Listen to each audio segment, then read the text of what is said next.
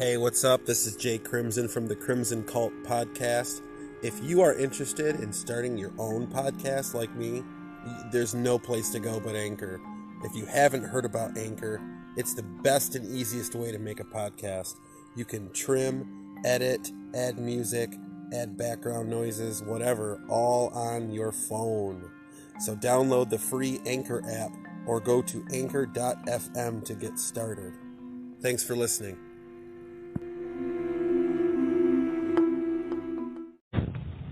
Hello, Patti. Hey, Jason. How are you? Hi, I'm good. You can call me Jay. Jay. Okay, Jay. How are you, Jay? I'm good. Welcome, good. Patti Negri, the Good Witch, psychic medium. Yes, that is me. And you got the name right, Negri. It's so hard my whole life because that's a tough one and people are worried about saying it incorrectly. And Negri, it rhymes with nothing. Right, and a lot of people don't remember Ed Begley, though he was a good actor and he's now a good activist, but some people just don't know who he is anymore. Oh, so yeah, I know who he is. Nothing. I remember him. Yeah. So, you spend a lot of time in Hollywood? I live and spend a lot of time in Hollywood. Yes, I do. I live literally in the hills right under the Hollywood sign. This is my little city. That's awesome. When did you learn you were a psychic? I learned even the mediumship. It's just always been part of me. I was literally talking to the other side when I was 3 or 4 years old. I thought everybody could. I just knew that the little creature in the closet and under the bed were real. They weren't my imaginary friends, as we're led to believe they were real. I had this obsession, this is more the mediumship than the psychic, with the dead, not in a morbid or dark way. I literally did my first seance when I was 7 or 8. I went in my little hallway where there were no windows and lights and stuffed towels under the doors and realized I didn't know dead people. So I'm like, Marilyn Monroe, and everybody a 7 or 8-year-old knew at the time. And my windowless, lightless hall filled with orbs flashing around, and as I ran out screaming, I was also jumping up and down going, yes, this is real, and this is controllable. This is controllable. So I've spent my entire life studying metaphysics, science, occult science, religion, philosophy, and take it all down to what I see, which is energy. So it doesn't matter kind of what words you put on it or templates you put on it. The through line is in the energy. So I guess to answer you slowly, since I was a little kid. That's very interesting. What are the comparisons between the word psychic and the word medium? Yeah, a lot of people confuse that. A psychic means you kind of see possible futures. I believe any psychic that says this is going to happen just took away your free will. We were given free will by whoever. Every choice we made, I don't think hardly anything is set in stone. So I'm much more a free will person. So if they say, a bird's going to poop on your head on Tuesday, you're probably going to let that bird cry. If you go, oh, be careful, look up on Tuesday and carry an umbrella, then it won't. But a psychic means you see possible and probable futures. You see paths. You see blocks. So you go to a psychic for why do I always pick the wrong kind of romantic partner? Or am I going to get a new job? How do I get a new job? A medium is someone who speaks to the other side, who can speak to deceased loved ones and spirits and spirit guides and elementals and things in the realm beyond our three-dimensional world. And you do paranormal investigations? Yep. Tell us a bit about Morningstar Paranormal. Morningstar, Caden, yes. We met actually on a red carpet in Hollywood, I guess a couple years ago now, and I was just intrigued with this young guy. I was like, oh, wow, there's something special about him. So we just started working together. I mean, I'm known for my work on Ghost Adventures. I have a recurring role with Zach Bagans and the guys on Travel Channel for 6 years now. Yes. So that's where most people know me from. But, I mean, my real work here at home, I love working with Caden because we do bring the magical element into it. We bring that spiritual, metaphysical, magic element versus just, yes, we could talk to ghosts. Right.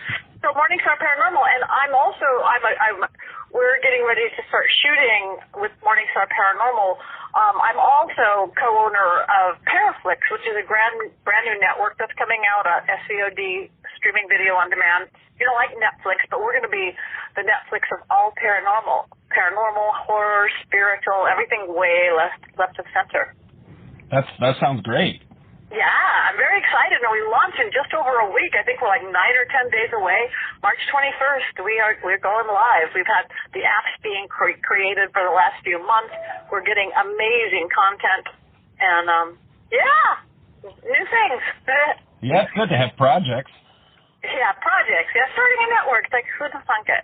Yeah, it is good to have projects, and it's a nice home for us at Paranormal at Morningstar. So. Yeah, life is good. Life is busy. Life is good. Yeah, it's good to stay busy right now with all this COVID stuff. Yeah, I have been honestly busier than ever, I think. I don't think I've had a day off since all this started. I think I work well into the wee hours of the night most every day. I love it because I had to just sit home and try to watch television or something, I would have gone absolutely insane. My world is definitely different. I do a whole lot on Zoom. I'm teaching classes. I'm working with clients. I'm even doing remote clearings, sitting there in front of my laptop. I am still doing some filming and stuff. You just have to go through lots of protocol, lots of COVID testing, stay home, COVID test, get right to set. Some stuff is masked, like the last Ghost Adventures. We did the whole thing. Nobody was ever out of masks. That's just how you do it. Some shows, just go through the protocol and testing, so everybody knows they don't have it in those moments. But yes, I would go really stir crazy. Right. Me too. How did you get involved with Zach and the Ghost Adventures crew? It was kind of a fluke. I mean, I'm a Hollywood girl. I've been a Hollywood girl for a long time. I run a production company. I've done lots of reality, lots of paranormal, lots of non-paranormal. And the first time was their Haunted Hollywood. I think it was 2015, like 6 years ago. And I was just called in because they had heard that I had done, an investigation or a ghost tour there because I'm part of the Hollywood Arts Council, and that I had talked to Charlie Chaplin. So, they were doing an episode. The first time I literally was just brought in, every episode, they have the local people who are the witnesses or the interviews or even the local psychic, and that's all I was. And then I just got to stay with them. And then I became where I pointed out where the chair was with Charlie Chaplin, I had no idea, but that's the exact chair he sat in every Friday night. So I don't know, I guess they were sort of impressed with my specificity and my ability. So now they test me on it every chance they get. It's like, okay, Patty, we're going to, even with the Cecil Hotel that we just shot, that's airing now. I was just going to ask you about the Cecil Hotel. Yeah, it's crazy. That place is insane. What was it like stepping foot in there?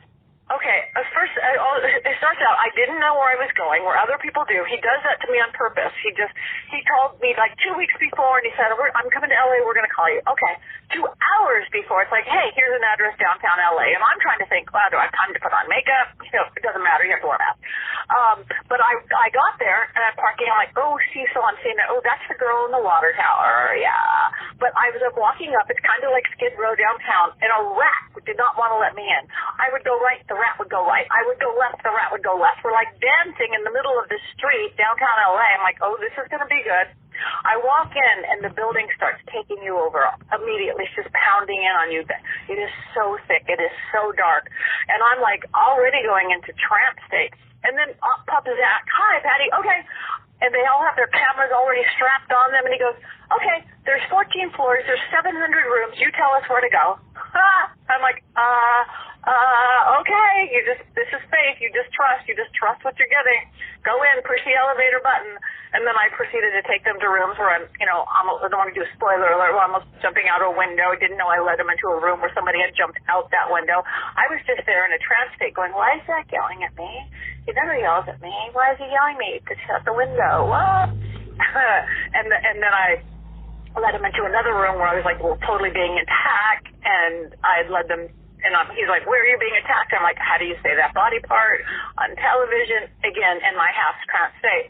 And I had led them to a room where a woman sadly had been raped and murdered in that very room. So that place is like the thickest, darkest.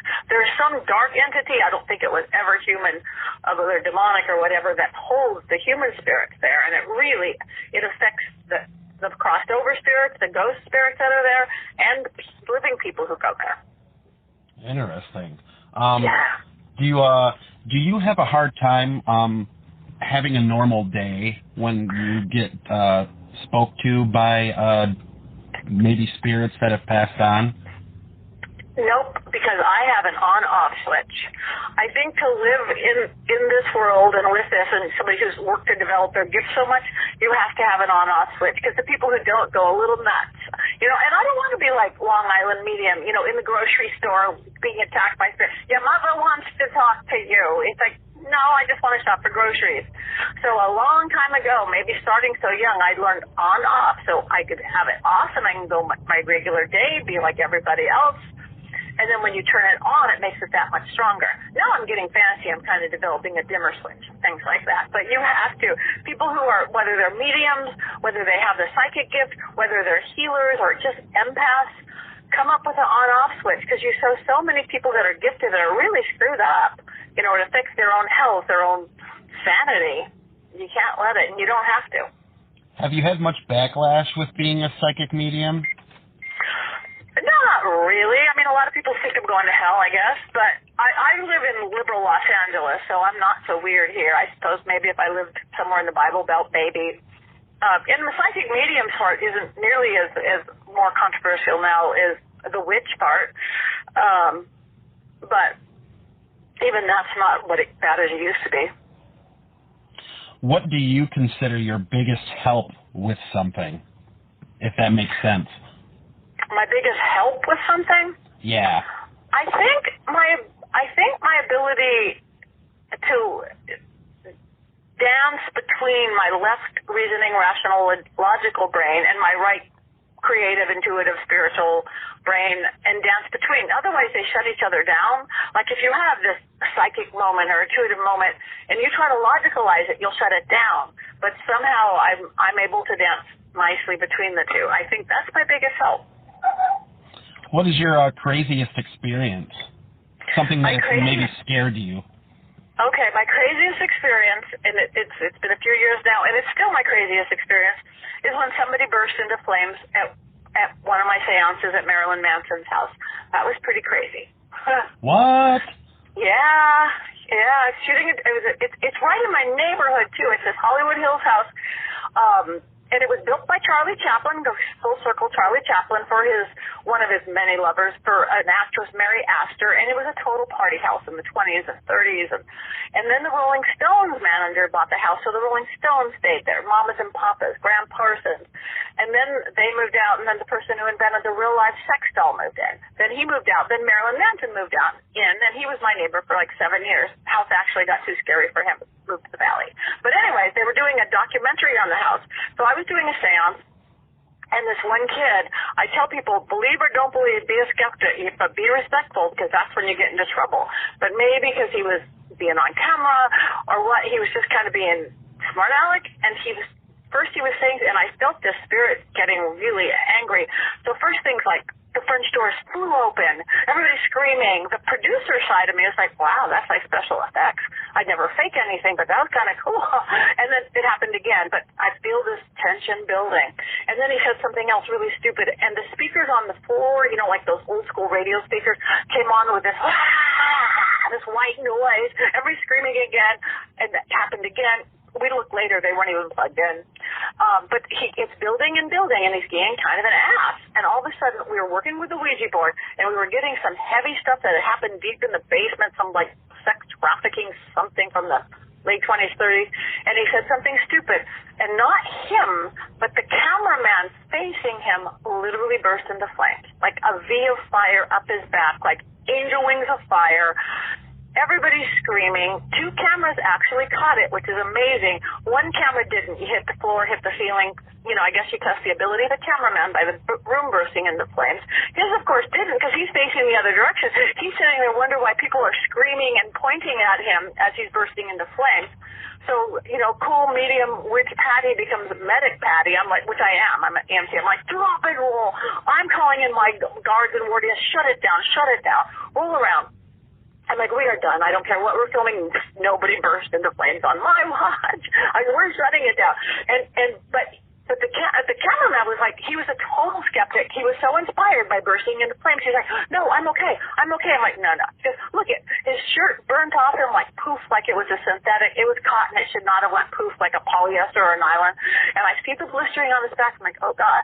I go, you have to go to the doctor. But I talked to the spirit, and it wasn't demonic. It was just a cranky, angry spirit, which they usually are. I promised we weren't even going to get rid of him. He promised he'd be good.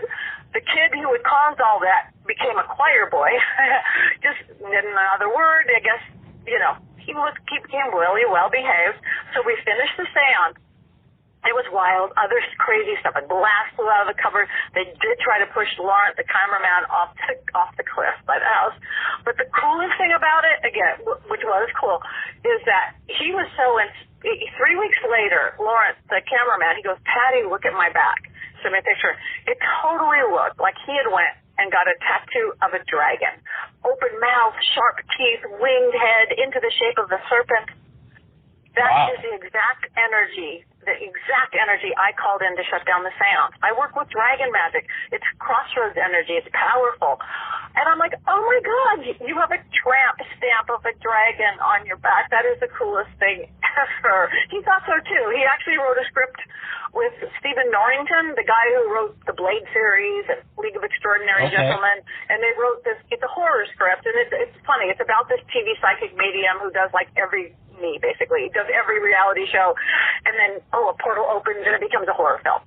But they haven't done it yet. I hope they do. But I did sit down with him for like 5 hours. I'm going, oh, Lauren, you can't say that on camera. He's like, but you said that. I go, I know I said that. That opens a portal. You can't say it.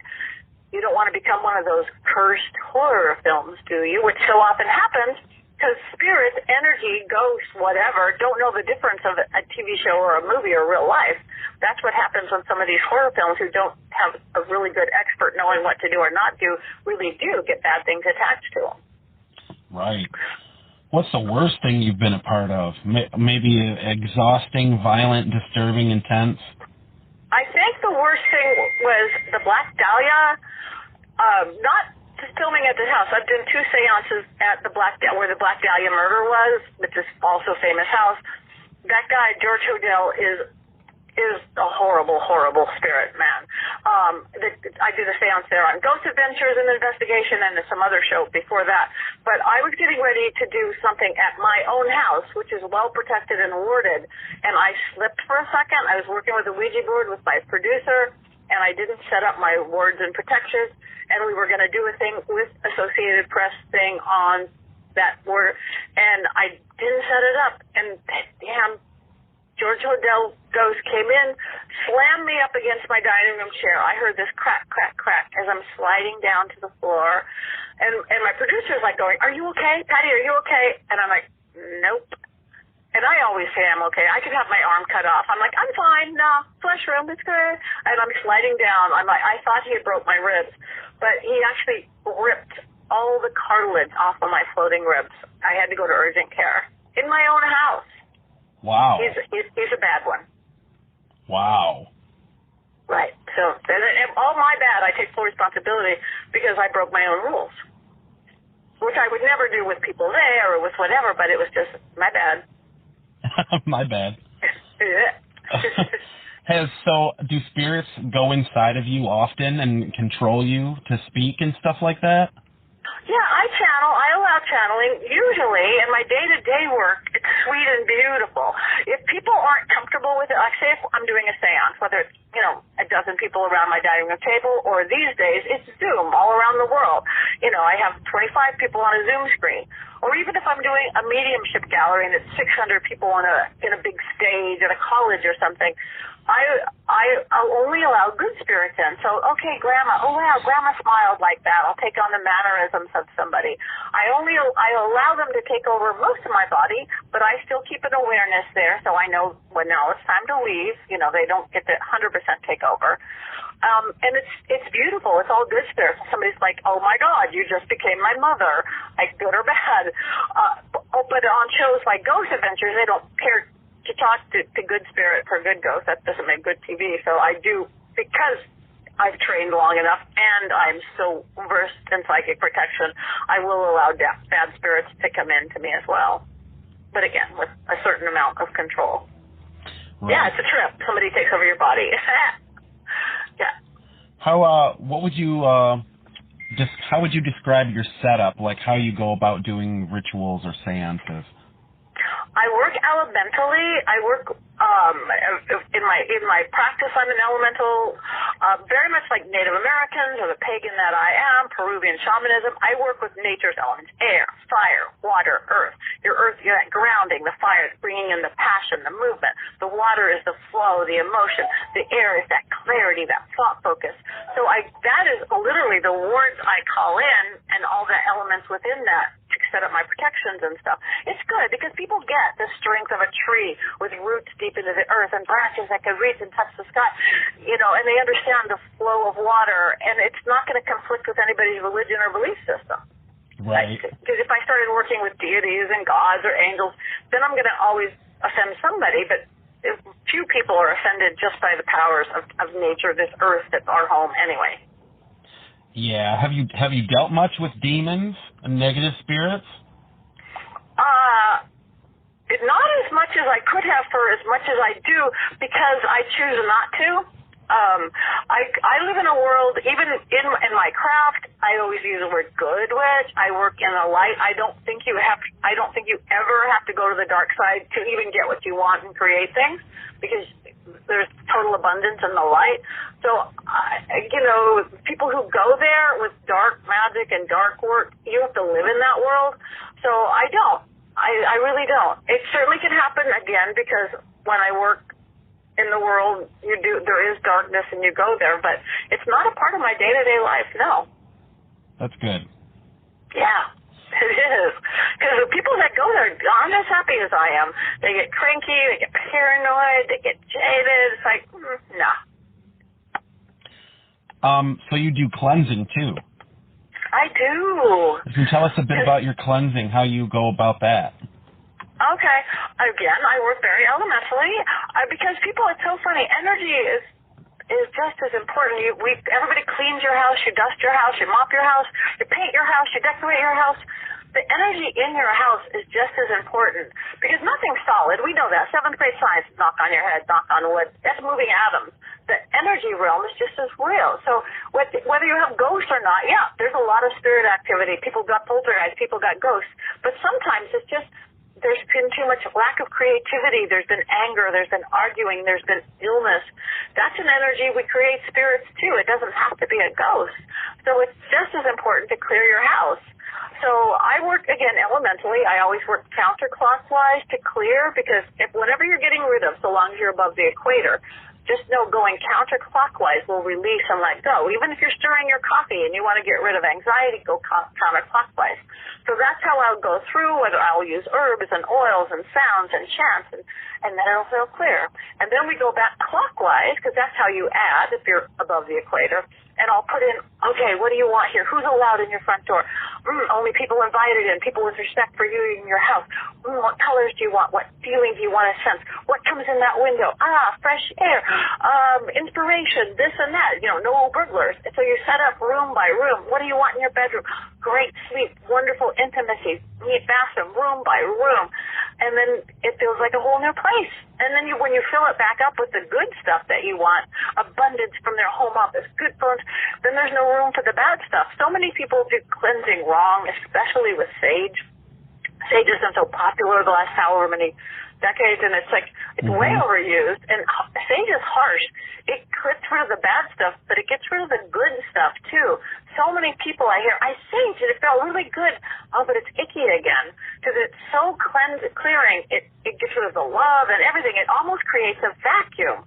So it's like dusting your house and then leaving the doors and windows open in a dust storm. So if you do sage, you've really got to fill it back up. But I'm a bigger user of Palo Santo wood, which gets rid of the dark, but not the light, mixing other things. Plus sage is being over-farmed and overused. It's just not good.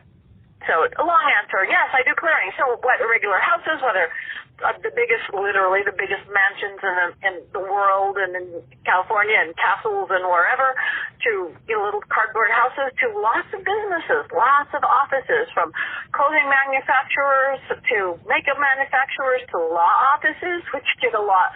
When you have like Hollywood agent offices and law offices seem to be my biggest office. When there's lots of conflict brought in, it can also cause lots of chaos. Right.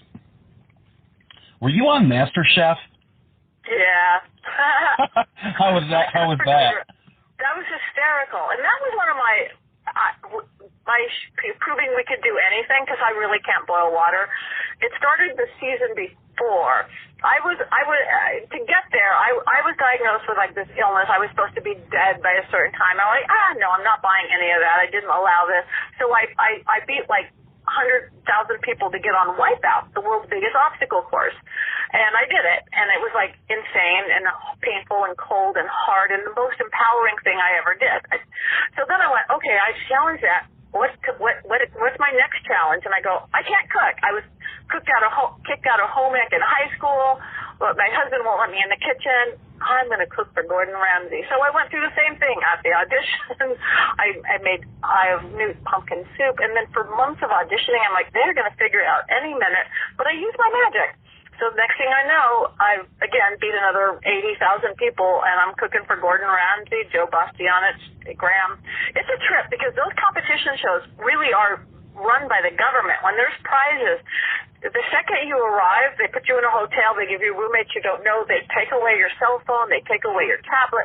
You're not allowed to even talk to your family members, kids, husbands, spouses, dogs, cats. You don't even have a room key because they're afraid you'll call TMZ or whatever. Everything, if you want to go down to the gym, or the people who smoke go out, you have to have a PA with you. So the tension is building. So the time you get to your first filming, which is usually a week in, everybody's to edge. Everybody's on, like, you've been going through interviews and this and that.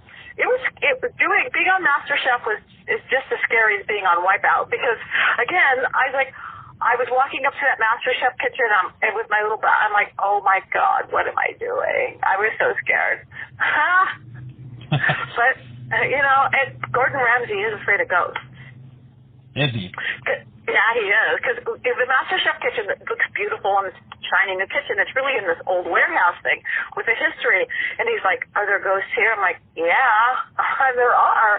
And I'm kind of explaining, you see this little bead of sweat dripping down his forehead. So, old world magic for the modern world. Yeah. Your book. That's my book. My book, yes. Tell us a bit about it. Yeah, well, in working with people one-on-one, my real day job working, I realized the one thing that we have in common is we give away our power all the time. We give away our power to other people. We give away our power to limiting belief systems, personal belief systems. We give away our power to fear. And it's so easy with the just change of perception or thought pattern or action to get your power back. And that elemental way I work and the super simplistic way I work of just getting through life easy, it's tips, tricks, and techniques to empower and create a life you love. Yes, it is great to meditate for an hour. Who has time to meditate for an hour? I have 30 seconds to pull it together. So using my elemental techniques, I came up with 30-second ways. Using those elements, like, okay, got chatty head, you have an important conversation or a thing. That's your air element. Okay, 30 seconds of breathing, do this, in 30 seconds.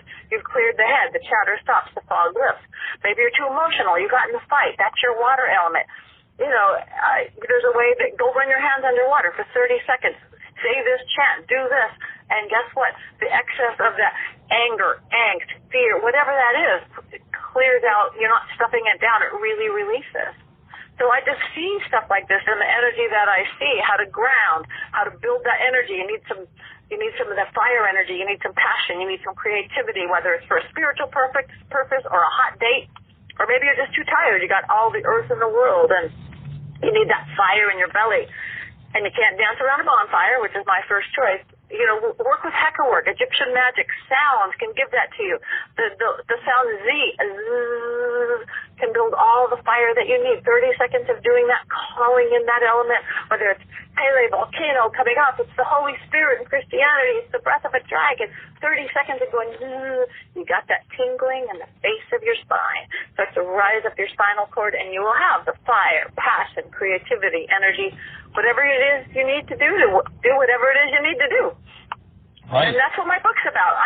It's simple. I spent more time unwriting it than writing it on purpose, because when I started decades ago, I'd buy these big fancy books on how to live your life or do things, and they'd sit on the shelf and they'd be boring or overpowering. I'd buy a really simple book like by Scott Cunningham. I would devour it. So I wrote it. I unwrote it by half, and that's why it's like a bestseller in 5 countries, because it's simple. Here's a section on the health and weight loss. Here's a section on love. Here's a section on how to talk to dead people. Here's a section on how to clear your house. Here's a section for personal protection techniques. Easy, fast. Anybody can do them for free. Wow. Yep. And if you were given the chance to tell people that are listening right now all the links, everything they can go to check out your work, what would you say? I would say go to PattiNegri.com, PattiNegri.com. From there, you can get everywhere. My Facebook page is Patti Negri Psychic Medium. My Instagram is Patti.Negri. My Twitter is @PattiNegri. I also have a YouTube page where I teach things for free, from money spells to how to speak to the dead people to how to basic spell working for anyone. You don't have to be a witch or a psychic. So, yeah, PattiNegri.com is a home base. Sign up for my newsletter. I send free things out monthly, about every 3 months, not really every month, but I try. But, yeah, that's where you find me, everywhere. Bathroom walls across America. All right. The Good Witch, thank you for being with us tonight. Thank you, Jay. Thank you for having me on. This is great. You're a great host. Well-versed. You know what you're talking about. You're good. Thank you. I appreciate that. One more thing before you go, though. Before you build me up too much, let's see. Can you bless us and lift us up through this podcast? Of course I can. Everybody take a deep breath. Just take a deep breath wherever you are. Just uncross your legs if you are. Take a deep breath in. Hold it. Let that magic swirl through your entire body. Exhale out everything that's getting in the way. Now look around you with fresh eyes, because guess what? Magic is everywhere. You just have to look sometimes. You guys, it's everywhere. And it's as easy as you make it, or easy as you allow it to be, or hard as you make it. Go for easy. Go for easy in abundance. Go for easy in love. It works. I promise. Patti Negri, the Good Witch, Hollywood Psychic Medium, thank you. Thank you for being part of the Crimson Cult today. Thank you, Jay. And again, you rock. Thanks. You rock, too. All right. All right. Have a good day.